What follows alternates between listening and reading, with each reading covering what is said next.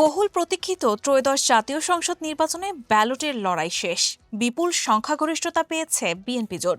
ভোটযুদ্ধ পেরিয়ে এখন শুরু হয়েছে ক্ষমতার অন্দরমহলের হিসাব নিকাশ। কে কি হচ্ছেন তার পাশে বড় করে এসেছে নতুন সরকারকে শপথ পড়াবে কে।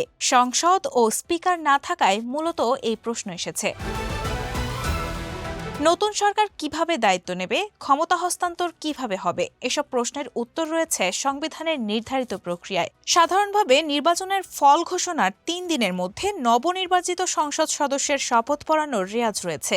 কিন্তু মনে রাখতে হবে, নির্বাচন কমিশন প্রাথমিকভাবে যে বেসরকারি ফলাফল ঘোষণা করে তা আনুষ্ঠানিক ফলাফল হিসেবে গণ্য হয় না।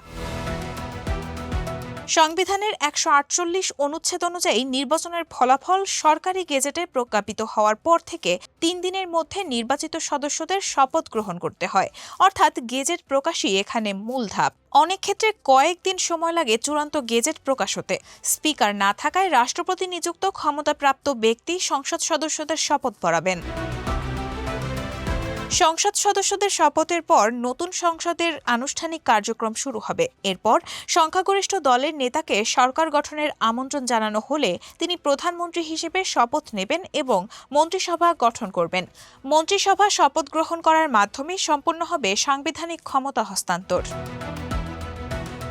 এবারের নির্বাচনে বিএনপি সংখ্যাগরিষ্ঠতা পাওয়ায় সরকার গঠন এখন সময়ের অপেক্ষা। তবে পুরো প্রক্রিয়ার কেন্দ্রে রয়েছে গেজেট প্রকাশ ও শপথের আনুষ্ঠানিকতা। সংবিধান অনুযায়ী সেগুলো সম্পূর্ণ হলেই শুরু হবে নতুন সরকারের আনুষ্ঠানিক যাত্রা।